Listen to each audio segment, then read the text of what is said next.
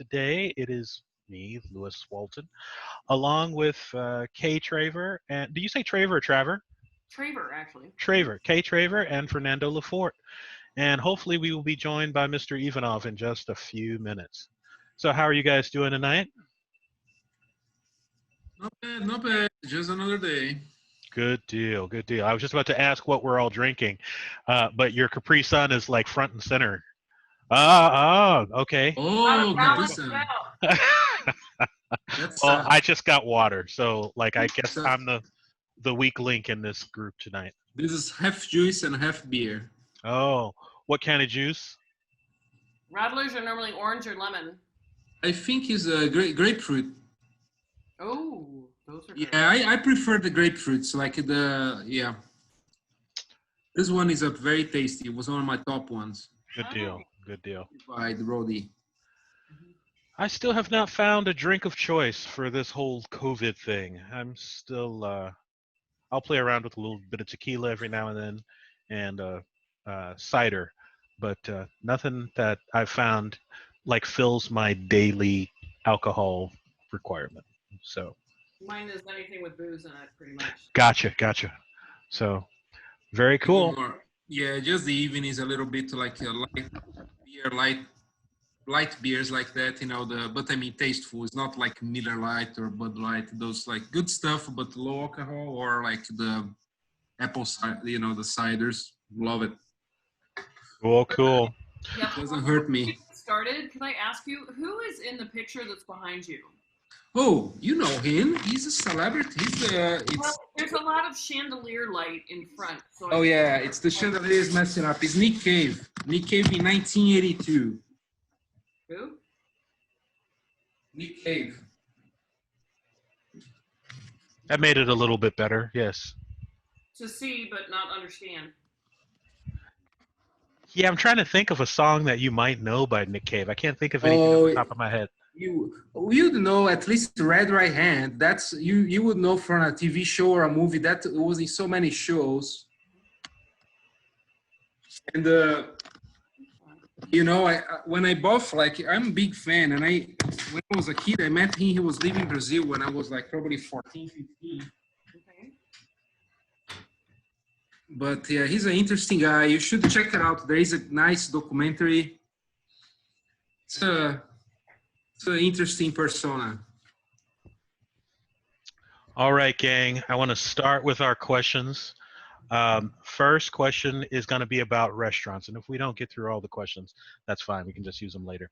But I wanted to, I'm thinking about the things that we are likely all missing or going to miss in the next, go round of shutdowns. And I started thinking about restaurants and why exactly we like them. So I was going to start off with the question of what makes or breaks a restaurant experience for you guys? Fernando, you first. Okay. Well, consistency is a big thing. So even sometimes an average restaurant, if you know what they do, and if they're consistent, you even become joyful. For example, remember like the Border Bandido, meat or combo.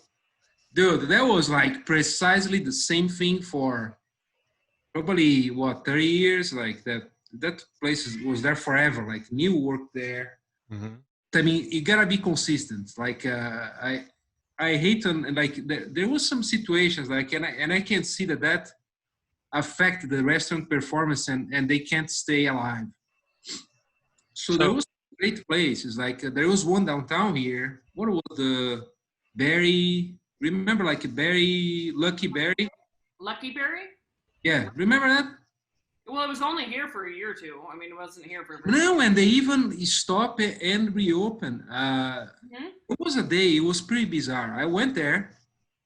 I had I don't remember the food by itself, but there was also dessert. It was like what's the name of those? Like an ice cream. It's like fruit flavor. They call different, like sherbet. Gelato? Yes. There was a home sherbet. It was delicious. So I was so happy. I said, holy, I gotta have this again. Next day, I went there with the kids. Feels like it was you know, like we are under new ownership.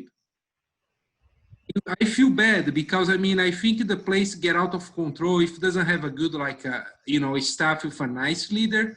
It was totally different like experience. Like 24 hours later, I was even embarrassed. My kids they were shocked. Say, "What are you?" You know, it's a simple thing. The shirt is there. You need to put a leaf, and it was bizarre from the service, and then they went downhill pretty fast. I think consistence like what keep me very like the place gotta be consistent when they change you know it doesn't hold the it gotta be consistent and decent doesn't need to have millions of dishes but it gotta be you know very like an orchestra it gotta work always need to be if you order like a complex salad it's okay but they need to serve that salad the same way forever. So then, like, where does McDonald's rank as far as consistency goes for you? See, Uh, that's No, and they're not on the top of my list, but I have some appreciation for like the and the other hand, like I had weird experience like in Burger King. You can't believe like it was pretty like in McDonald's never make me you know I went to McDonald's in you know Bolivia, Peru, Brazil, UK, here in a ghetto in some whatever like same thing. Some place a little more. you've had McDonald's in Peru. I haven't even had McDonald's in Peru, and I was born there. No, you know, I take this back. There was because I just went to Cusco. There is no. I didn't was in Bolivia in La Paz. Mhm. I have had McDonald's in Germany when I was 16, just because we wanted to have a beer and a burger Yep. because they serve beer in McDonald's in I love it. Germany. I love And so they're in like, England. okay, we're gonna do this, but I probably haven't had McDonald's in 20 years. So The Tower of London. You could like smoke inside the McDonald's. There was ashtrays. It was pretty cool. I even got some, and it was fantastic. so. Kay, do you agree with Fernando that it's the consistency thing absolutely. that makes it? What do you like? So I am a foodie, and before BC, before COVID, Uh huh. I literally ate out 2 of my 3 meals a day. Very expensive, but that's what I did because even though most people think I'm pretty much an extrovert, I'm really an introvert. I like to be by myself, but I like to be around people. I like to observe people. Hmm. And so I am known at many restaurants in town of just sitting at the bar and doing my own thing and eating. And So, if do you there have a favorite place, like just one place that stands above all the others? Well, I'm going to tell you 3 right now during COVID where Okay. I feel very comfortable being, Hmm. that have reopened, who've invited me in, who've told me what their procedures are. Hmm. And so, Jay Wilson's on the west side of town, Merchants downtown, and I just went to the Mill for the first time, which is a new restaurant on Ninth in Mississippi. And I know a lot of the people who have been working there, but I just had never been. Hmm. And I think all of their procedures are very on par, right there, and make me feel comfortable. Now, granted, I only go to these places between like 1 and 4 o'clock in the afternoon, where Hmm. most people are not eating anyway. Um, but as far as a food experience, Hmm. um, I want, because I sit at the bar all the time. That's just where I eat, is I sit at the bar. I want that bartender to be friendly. I want them to tell me their woes or listen to my woes. And Hmm. if the menu, I do want a restaurant to change their menu items enough Right. so that because sometimes you get stuck on stuff and you're like, oh, good grief. But as Fernando was saying, that one menu item, you do want it to be consistent from one place, one time to the next. But if that's all they have for a year, then I get a little like, I get grumpy. And because I want to try new things, and I would hope that the chefs and the sous chefs in town, and since we're in Lawrence, with the type of people that we have here, that they want new things, will change up the menu. So I do want menu changes. I don't eat fast food other than like Subway, if you consider that fast food. That's my go-to if I need, to get some food in me. But I eat out more than most people for sure. So when they lifted the restaurant ban, I've been very excited to go out again, but I'm only in restaurants when there's only about 5 to 6 people there, and we're pretty far away. So Gotcha. Oh, Go ahead, and Fernando. just a small correction, but so at the end I didn't say any restaurant, but like the McDonald's and Border Bandido, right? Right. So just a correction. I barely go to fast food, but sometimes it's necessary.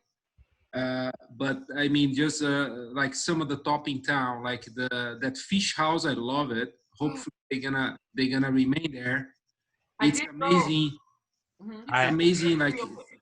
you should try it. They keep the consistency, and we're in a small town in Midwest, and they're sharp, bringing fresh fish, creative, and I like also renewing.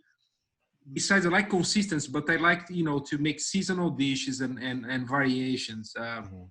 Also, Lou, you like the one? It's like 23rd Street. It's a gas station that they serve like Mediterranean. Oh yeah. Uh-huh. I love that place. Yes, it's a good Mediterranean And sandwich spot. Right across the street from Dylan's on 23rd yeah, Street. Oh, I haven't been there yet. I used to always love going to Mediterranean Market. They've been great at Castle and 15th. Uh-huh. that's my favorite. That's my favorite. It's just too far, but yeah, Mediterranean Market, they are like solid. Yeah, and their olives. God, they've got the best olives. But I haven't been in there since BC. So Gotcha. Yeah. All So right. So sorry. I got no. I was just about to ask you, like, what are some of your like pre-COVID all-time best spots, and then like, are the Lawrence restaurants open for sit-down guests right now? Some. So not all of them. Yeah, and, That and I didn't set in any like I'm not like and sometimes I make a mistake in Topeka at work that you even order to go masked. Dude, the other day, Mr. Good Sense. So the guy had the ball, so I went without mask, right? But there is that day I went without because I was like on outside and my coworker, and once we hop on a car, I say, "Holy shit, I don't have the mask." But then we go inside, keep the distance, the Italian sandwich. So the manager looked at me. So was me, my coworker, two police officers behind us in Topeka, and the manager looked at me and say, "Hey, if you guys came in masked tomorrow, I'll give a free cookie." And then I look at him and say, "Hey, if you and your staff use the mask properly, I'm gonna give you extra tip." All of them, except one had the mask under their nose. I say, "No." uh, yeah. So I went on Josh's podcast last week, and we were talking about the masks, and uh, he was talking about like the judgment that people will get for Oh, wearing a mask, or the judgment that people will get for not wearing a mask. And yeah. I am ultimately of the position that I'm going to wear my mask, but I don't necessarily judge people that don't wear their mask, because I know some people are making like a political statement about it. The ones that I truly don't get, the ones that I probably come closest to judging, are the people that wear the mask wrong. Like, I don't know if you get like plus points for wearing it, but you get negative points for like not seeing it through. Like, if you've got enough, if you're wearing your mask by choice, like if you're like me and you have decided that you're going to do this thing to protect your fellow man, and that's what's important to you, then just do it right. Like, that's as, I guess, as far as I go. Um, if you're going to do it wrong, it's better to just not do it, because you're got two kind of, responses. Two uh, responses to that. shoot. So one being the direct response to, so now that I am actually going to restaurants and doing my little, I'm sitting by myself at the end of the bar doing my own thing, which is what I used to do anyway, was just sitting at the end of the bar doing my own thing. Um, uh, you're allowed to, in almost every place, you come in with your mask, and when you go to the bathroom, you wear your mask. But when you're at your space, because you have to put things to your mouth, you can take your mask off. Mm-hmm. So sometimes we get into this moment where we're sort of like halfway, and people come by and say hi. So I will admit that I've been not the best person, because I'm like halfway, because I'm sipping on my wine and that sort of thing. Second thing is, I put a thing on Facebook, and I've barely been on Facebook at all because most people are really pissing me off on the extremities of everybody's opinions, because that's where we are right now. Everybody's at the farthest edges of the world of their opinions. But what I posted was so BC, before COVID, people, like, did you actually, like, walk in, Lewis, did you ever walk into a quick shop in your boxers when it said no shirt, no shoes, no service, just to be an asshole and be kind of a dickhead and be aggressive? People didn't really do that, but now they're doing that with masks. Mm-hmm. And so I discovered NPR put out a podcast that I listened to, put out a thing about typhoid Mary. So I'd heard the expression, but I really didn't know anything about the story of typhoid Mary, and it's a very factual depiction of what happened, and they list off all the newspaper stories and the scientists who followed her, and how she actually did get involuntarily quarantined for 2 years of her life. Twice. And yeah, 2 years. Like, she was, like, basically kidnapped, and so it does a very good thing about, like, how you're supposed to be socially responsible, but then also, like, what are your rights to be allowed to live your life? It was a very interesting thing. It's on Throughline, and it was about typhoid Mary, and it was fascinating. It's only about 45 minutes long. There is a shorter one that I watched on. I basically spend all my time watching different YouTube channels, and Vox is one of the ones that I watch pretty incessantly.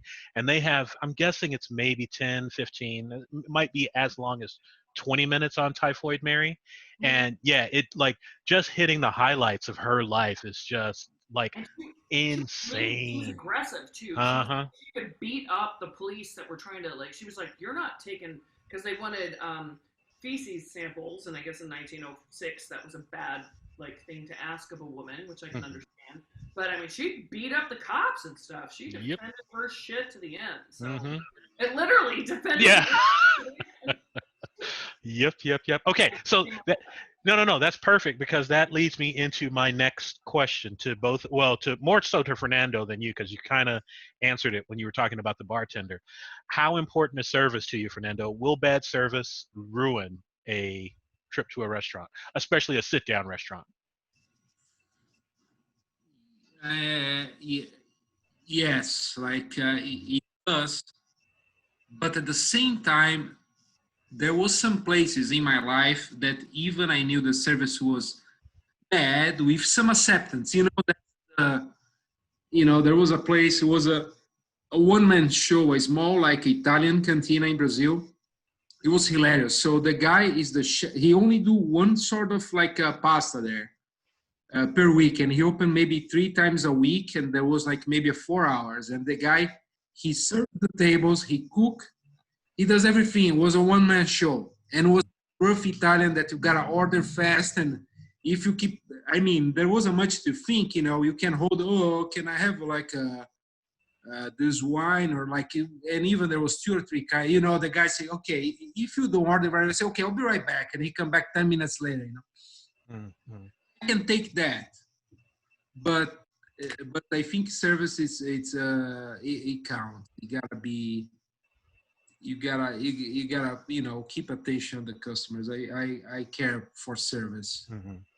So I tend to agree. I think that, like, there's a difference between slow service and bad service. So, like, if I walk into a restaurant and the server is essentially, like, bombed and, like, literally can't get to all the tables that are there in the restaurant, that never ever bothers me. Yeah, the same. You Yeah. give a slack, right? Yeah, that's okay. On the other hand, we went to a restaurant. My wife and I went. What was it, last week? And the place was near empty because it had to be. And so, we can see that our waiters got maybe 3 other tables while we're in there, and, like, the waiter would do things like bring us over the appetizer without any silverware. Or and that's a classic. yeah, and so we're like trying to flag him down, but he's like chatting with the other waiter that's standing there, and so like that just infuriates me. Like just like you said, when they're not paying attention, like in my head that is bad service. And at a certain point, like my waiting and my frustration eventually gets to the point where I just don't even want to be there anymore.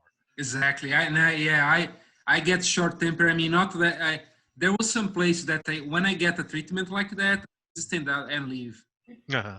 Yeah. Just Yeah. leave. Like, Well, so I've been a restaurant manager and a bar manager for many years. Well, not many years, but a few.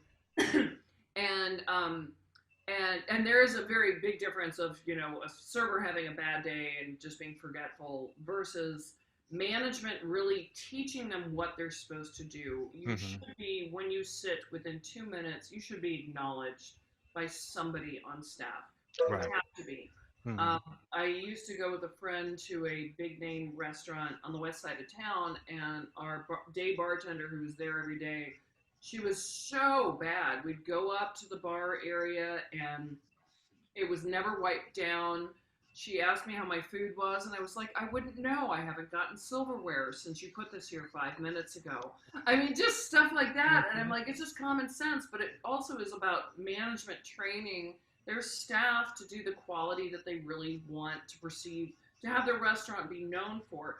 And so we finally, me and my buddy who we used to, like, I texted him, I was like, is that woman working? And she's like, yeah. He's like, yeah. And I go, okay, well, we've got to finally tell the management. When we told the management, we're like, we don't want to be the complainers, but you've got to wipe down your bar, you've got to put out silverware, and you've got to teach this lady. I'm sorry she's a single mom, but she's got to know how to freaking bartend if she's your only day bartender. Absolutely. It's not brain surgery, it's just common sense, and it got really aggravating. So in that sense, I definitely understand. And right now, when they have very reduced staffs in any restaurant, if you go into a restaurant and you're lucky enough to get one of the very few tables that is there and get waited on, they have a lot more things to deal with. Also, they've got to, between every person and every so like some of the restaurants that I really like going to, they're like, sorry, we're not going to do our regular table service. When you're done with all of your food, if you'd stack up your plates, that way we only have to take it out once, then we throw away our gloves. They won't bring little ticket booklets anymore, so you don't have those extra things to touch. A lot of places are doing scanning for menus, so you scan your phone. Yeah. You don't have to touch a piece of paper. So those are really big things, and I noticed that in restaurants that I think are really being very cognizant of what needs to be happening for the next possibly years. So my next thought was, how about a couple in the restaurant arguing loud enough for you to hear? Does that ruin it, or is that entertainment? And I'm very genuinely curious to know if that is a good time or a bad time. I don't know the last time that I've ever heard that, but I would find it entertainment just since I sit at restaurants by myself most of the time, and I'd be right. Like, and I'd probably like take notes about this is the wrong thing to say. Right. But I'm an asshole that way, so Well, we're like, you can't be on the show and not be an asshole. So, Fernando, what about you? Like, what would you do? That doesn't bother much, or maybe I never see much to entertain me. I think what really annoys me that like I want to throw something or really like go like curb your enthusiasm, like I don't know if you follow that show. I remember the episode that the guy was someone talking loud on a cell phone or on a Bluetooth. I think it's even worse to hear. Oh, yeah. I just want to strangle like whoever and there was a time or another that, let's say I'm ordering something like on a Jimmy John's and I get emergency call. I start talking. I tell the waitress, give me a second. Say, hold on, I'll be right back. Like, and then I come back and apologize, but I try to avoid to talk, disregarding the emergency because it annoys the hell out of me. I can't hear someone talk on the phone.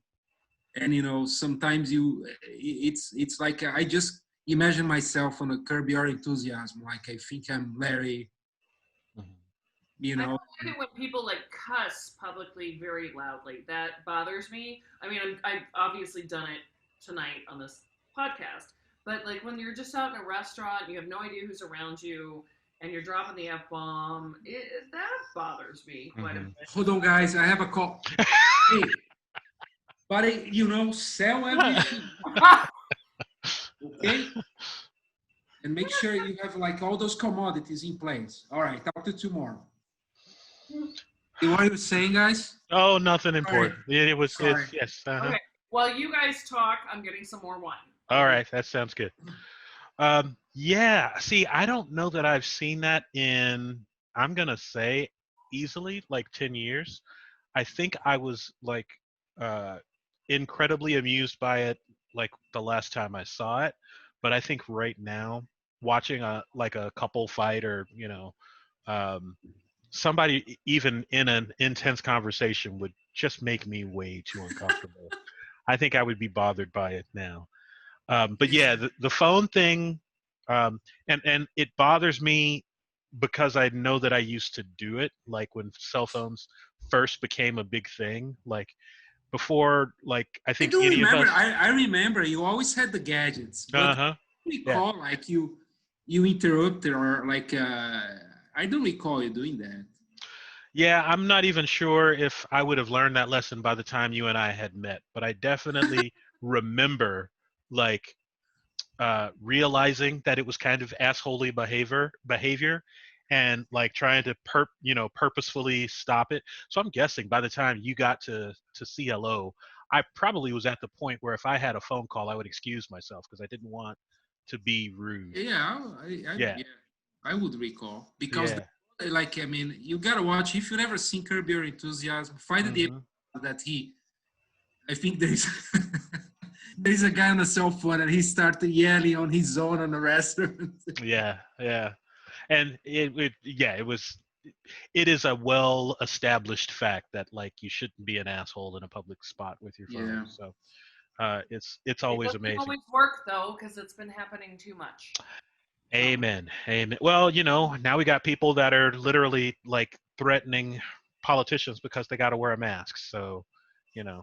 Yeah, and sorry to bring up local stuff, and I haven't watched the video, but a friend sent it to me about a gentleman who is literally egging on the police in Lawrence downtown during the protests, who was just doing everything to get in their face, and when a female officer who was feeling threatened put her hand on her hip, Hmm. like, oh yeah, grab that gun, and I was Mm. like, ooh. Yeah. This is not okay. This is not helping the cause. It's not. I don't know. The scary thing to me is watching the car drive through the protesters. That was I didn't. I haven't seen any of it. So yeah, yeah. In Lawrence? Yeah, in Lawrence. what, Like Wow. 3 days ago? Huh? I saw the video like 2 days ago. Okay. No, I didn't. Was that the same day that there was the pressure cooker? No, The, what's the pressure cooker? that was the bomb threat. The pressure. Yeah. Yeah. Yeah. So that was all on the same day. And Great day in the morning.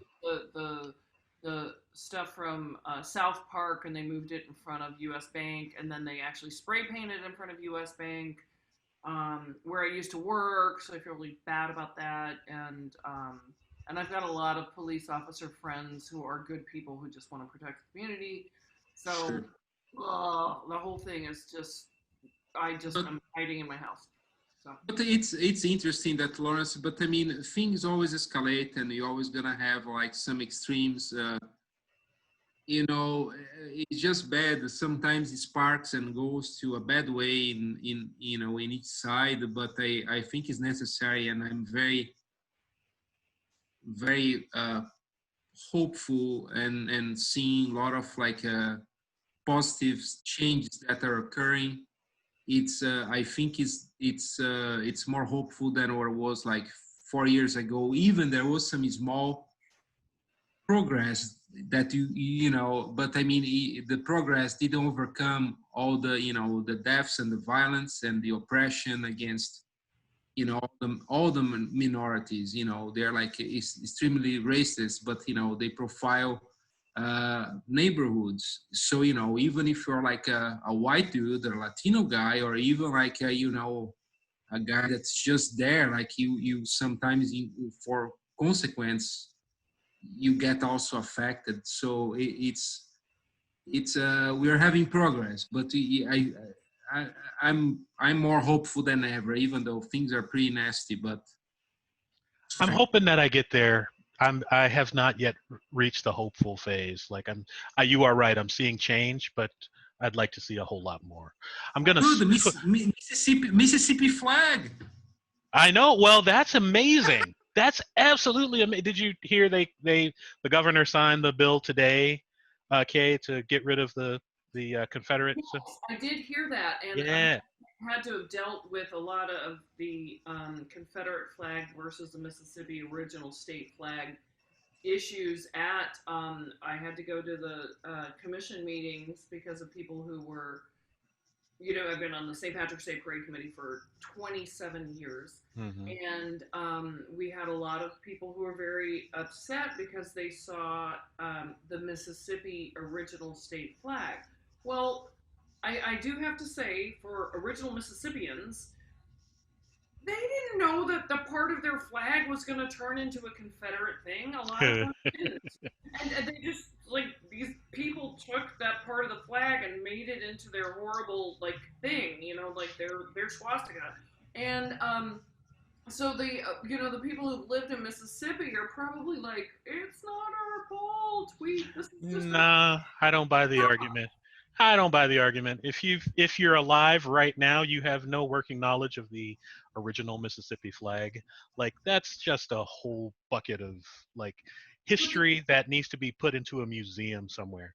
that I don't mind, but you can't blame every Mississippian for what came out of the Mississippian flag. I mean, you can't blame them. You can't blame me because I'm German and I'm not a Nazi. I mean, you can't. I would blame any Mississippian that doesn't understand the importance of like separating themselves from that part of history. That would be the problem. So Okay. yeah. All right, I'm gonna switch over to lighter fare. My next question is electric cars. Do either of you guys have an electric car? Yes, I do.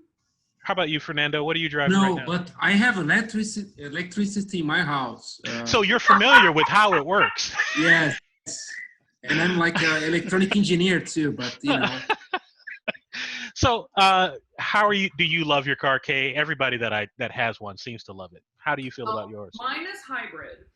oh, so what? Hold on. What do you drive, Kate? A Mini Cooper, as I have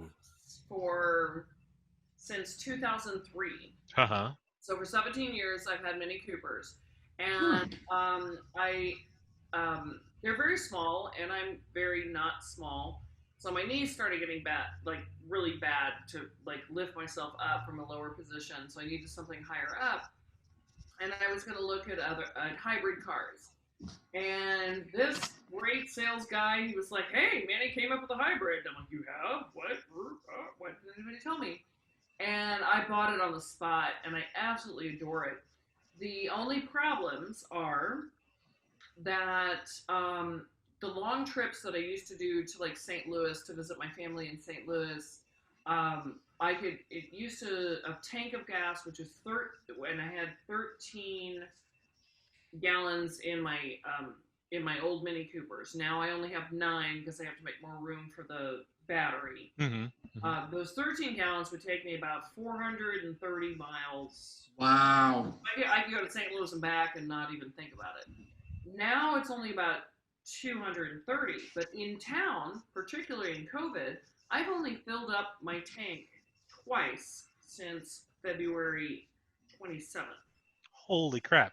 So because I just plug it in, and I've looked at my electricity bill, and it is not a big deal. It's really, it's pennies, maybe pennies. Plug it in, and I can go anywhere around town. And like I said, I've only filled up my tank twice. So I have a couple of questions. Yeah, if you're on a long trip, I can only go about 230 miles, so I would have to fill up on the way to St. Louis. Gotcha. So that brings up multiple questions. I'll ask the two that are most upfront right now. Your decrease from 400 to 200 and change, that was because of the change in the car. That wasn't a decrease in performance, right? Correct. So I have less gallons of gas that the car will actually hold Uh-huh. because they have to make room for the battery. Right. So So does your battery last longer? so it's really complicated, and I actually sat with one of the mechanics for like 45 minutes to have him try to explain some of it to me. Uh-huh. But it is like quantum mechanics. It's like trying to tell somebody how to go into the future. It's just kind of strange. But there is a thing on the computer screen, because there is a computer screen on it, Mhm. that you can go and it'll tell you exactly at any moment when you're using gas and when you're using battery Uh-huh. and when you're using both. So that makes it very interesting. So you can kind of see when it's working one way or the other. Right. But it's a complex algorithm that it's way over my wine drinking head. But it's really cool. So, I mean, during COVID, I've literally only filled up my gas tank twice because I just plugged my car in at night. And then also the weird thing is that it makes no sound until you get up to the higher MPGs. You can't tell it's on. So it took me almost 2 months to figure out whether or not my car was on or not when I pressed the start button. Mhm. And I'm like, there's no sound. What's happening? Can I go? Can I Yeah. not? And did I turn it off? And did I not? Yeah, it's a very strange thing. But I absolutely adore this car. It's tall enough. It's still a Mini Cooper, but it's tall enough. It doesn't hurt my legs anymore. And it's pretty tough looking and still drives like a go-kart. So Nice. Deal. So you're mentioning that you've only filled it up twice since COVID started, like brings to mind like gasoline quality concerns. Do you have to do something to your Yeah. gas so that it doesn't break down in the gas tank? they told me to always use premium. Mhm. I do go to Huh. Quick Shop, and they don't always have premium, so use the Plus for sure. Right. I will not tell you who told me this in the past. My last Mini Cooper was a lease, and they're like, just put in the regular, it's fine, and Mhm. stick to it. But Yeah. this, they own it. They're like, just put in the best quality gas you possibly can. And I'm sure this winter I'll put in some of those additives, that they Right. use for the no freeze thing, whatever. Uh-huh. Yeah, well, the reason you need those in the winter is because when your gas sits, it breaks down into essentially gas and water. And that will happen in the summer if your car is like, if the gas is sitting in there for like 3 or 4 months. So I'm curious to know if this is something that they warn you about when they give you the car. So this isn't a normal concern that they're okay. I Yeah. don't think so because it's as a hybrid. Uh-huh. It is using like it'll start on battery power, and then once Right. it gets over about 20 miles an hour, it goes to gas. And so the Uh-huh. gas is being used, but just at a much lesser rate Right. than a fully gasoline car. Uh-huh. And then when you're sitting at a stoplight, it's only using battery. When you don't have this is kind of an interesting thing on the computer screen. When like if I'm rolling down the highway, and you don't have your foot on the accelerator, it will say that it's charging the battery and just using gas. So it does some weird little things. It's a very unusual But like algorithm of battery versus gas. But I think I've really enjoyed it. I've had it now for a year and a half, and I think it's a damn pretty cool car. So Kay, listen to Lou. I think we all mow our lawns. A gas sitting on a tank for 3 months, you're gonna give you trouble. no, but I use the gas every time I drive. Gas is But being used. I know, but I mean, you only fuel twice in 3 months, right? Yeah, 2 or 3 times since March. Mm-hmm. So you're getting it's become a red flag. Do a Google search after this podcast. We'll do. Mm-hmm. So no, it was just one of the things that I was thinking about. Like, I don't know that No, that that makes sense. yeah, a hybrid car would necessarily like have to even give that warning, because typically, like outside of COVID, you would be driving it enough that you just wouldn't keep that much gas in your tank for that long. It's just right now it's this weird condition that like you literally could have gas in your tank for a month and a half, and like Okay. that exists there. Yeah, I think like I think 3 months is like it's kind of a, right? It's basically, it's almost like you have a wine that gets, you know, I would not have started a becoming wine vinegar. for over a month if I had it open. Huh?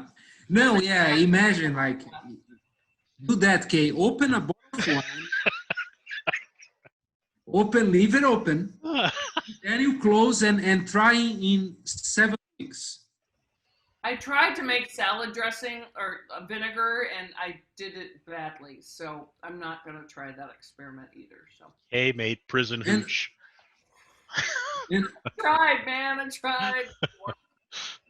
and talking about cars, like I mean, I can see. Did you say your or we just came? I had a short break to the restroom here. Did you Uh, talk? I do not have an electric car. I desperately want a Tesla. Um, which brings me to my last question. Like, what Oh, are the practical, like practically, you drive to St. Louis, what are you looking at as far as like a recharge? Like, do you have one of the passes, or do you have to pay as you go, and how long does it take? All of that stuff. Oh, so for driving to St. Louis, it was back when I had a regular Mini Cooper, so it was gas only, Uh-huh. and went back and forth there. But the reason I was there was for family, alien family, and they have now passed away. Uh-huh. So now that I have this new car, I wouldn't try to recharge per se anywhere. I just fill it up with gas You would because just go with the gas. Gotcha. yeah, I have 9 gallons of gas. But I did go to a barbecue tournament the first year that I had it, and the place that I stayed was a family farm, and so I parked it up next to the farm, and I plugged that darn thing in, and I was set good to go for the weekend, and it was they were entertained because it's in Russell, Kansas, and they were like, electric car, what? oh, Russell, I've Yeah. been there. I have not. And I have no idea where Russell is. Where is Russell? go 3 hours west on I-70, and there's Uh-huh. an exit that says Russell, Kansas. Gotcha. And Gotcha. there you are. It is the best. There's a restaurant there that is the best steak in the Midwest, probably in What's the United States. They are amazing. what's the name? Merides, I've been there. Merdeys, and they are the nicest people. They remembered me. I hadn't been there for a year, and they remembered who I was. I couldn't believe it. But it is the best steak. I literally can only get the kid size because that's like a 12-ounce steak, and they've got steaks that are like platter size that come out, but always perfectly seasoned, perfectly done. It's amazing, and presidents have been there. I mean, it's amazing steakhouse. Merides and Russell, Kansas, do it Gotcha. or lose it. It's raw. But one of my best friends is from there, and so he's got a farmhouse and the city house, and we do barbecue contests up there. So Cool. we don't Cool. win at the barbecue contest, but so after we lose at the barbecue contest, we go to Merides and have steak. So Nice. Fair fun. All right, Mr. Electrical Engineer, what do you think about electrical cars? Do you think that's going to be the No, wave of the future? I think that will be the end of the road. I think you'll be only electrical. Hopefully, we have enough time to turn. And I'm very like happy to see companies like I think Volvo. They did a pledge and you know think about it for the engineer perspective. It's much easier for you hop like forget about hybrid, go straight electric. That make their life so much easier. The car much lighter but I still like I got a new car like I got the Volkswagen the Tiguan but it's turbo you know new and I'm super happy with the efficient and the performance but it's full explosion combustion but I mean it's more efficient than my Civic Wow. and you know if I had like the you know the power of I mean, if I could buy more, it was just like I had a third car, I would go hybrid. But maybe my next purchase, and who knows, maybe I can hold on a Volkswagen, and maybe in 4 years I go fully electric. But it just bothers me the concept that you gotta charge, like it's still the timing, you know, where if you're in the middle of nowhere, like where and how do you do that? That's what I was exactly. That's why hybrid at least make you safer, unless if you're very like you know, routine, or if you have like, let's say, half dozen cars, or you use your fully electric just to go from point A to B, period. You're never gonna change your route, and you know how long can you hold. You know that there is charging stations. Otherwise, like I mean, you're gonna be there. You're gonna need to, or make sure you have AAA, right? I also have a Vespa, so I've not even gone 1,000 miles on my Vespa that I've had for a billion Nice. years. Do you have a Vespa? I have a Vespa. Do you That's pretty do you cool. trust yourself or the other drivers in Lawrence to drive it around? Well, so I am very proud of myself that my ex-boyfriend told me to take a motorcycle class, even for my Vespa, and that everybody, no matter if you're a motorcycle driver or if you're a regular driver, should take a motorcycle class because it really makes you look at the streets in a very different way. So I really consider myself a very good driver. Now, however, I have been, because I drink as much as I do, I Uber a lot, so I don't use any of my vehicles very much in some ways.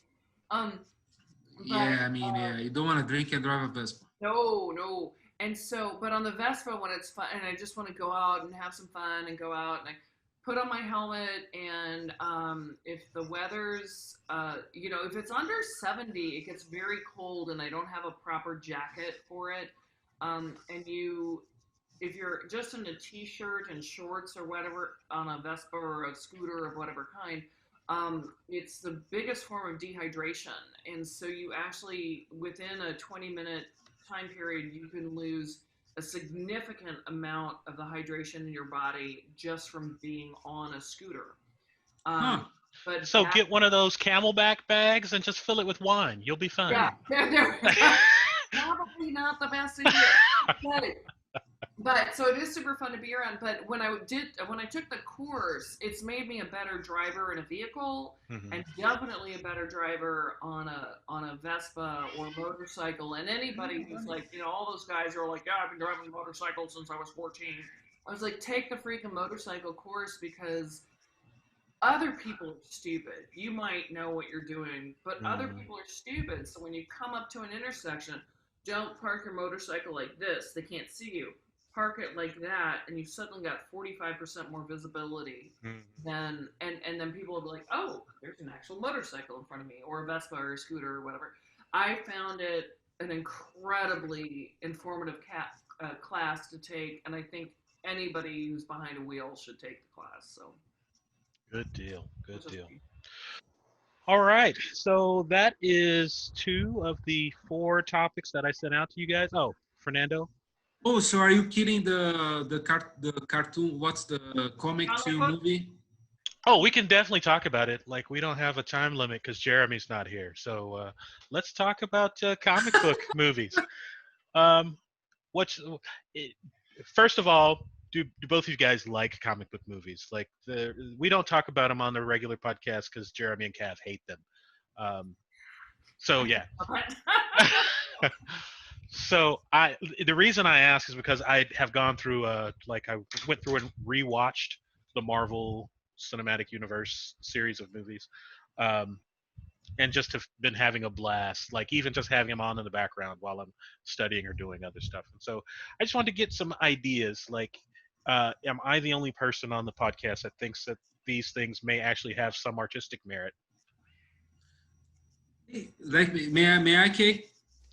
Please, I'm going to go get some wine, and my little go for it. Is very short, so I'm going to get some wine, and I want to hear what you guys have to say.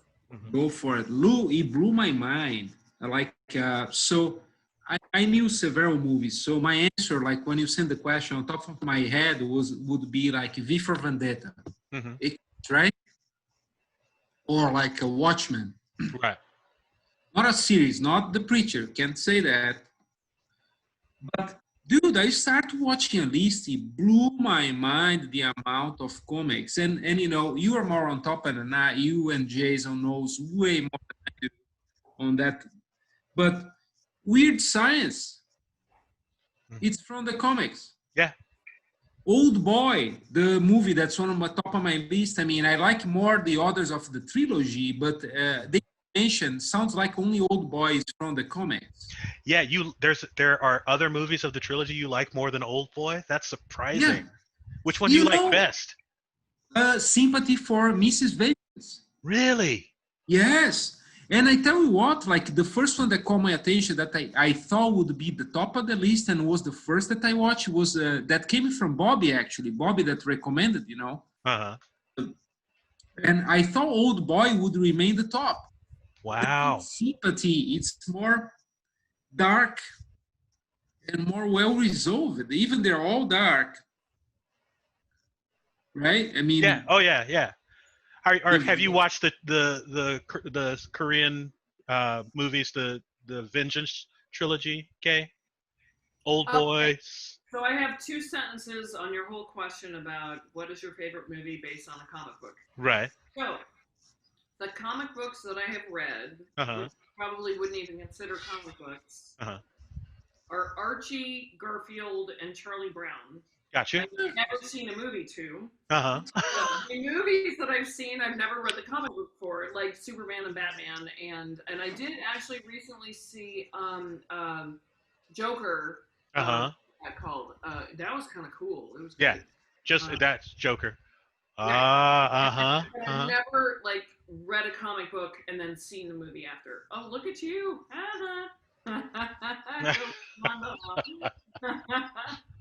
So I am the last one on this, but I'm just really curious to hear what you guys talk about on this. Gotcha. no, So Fernando was just mentioning the Vengeance, well, Old Boy, part of the Vengeance trilogy, which is like maybe one of the coolest movies that I've seen, and then we diverted to talk about the other movies in the trilogy. But yeah, so sympathy for Lady Vengeance does it for you. and yeah, and AK, you gotta check it out, Old Boy. But keep in mind, you gotta look at the Korean version Hmm. that was in 2003. Spike Lee, he did the remake of Old Boy 15 years later, maybe. Yeah. And you know, like, and I love Spike Lee, dude. And I think he's one of the only movies I never watch. I hate to watch remakes. Same here. Same here. And I will say without a doubt, like that Vengeance. I should warn you, Kay, the Vengeance trilogy is heavy, heavy Rough. watching. Like you will come out of that movie feeling just emotionally tired because it's some heavy, heavy stuff. I'm watching too much Hallmark Channel right now because everything is emotionally tired.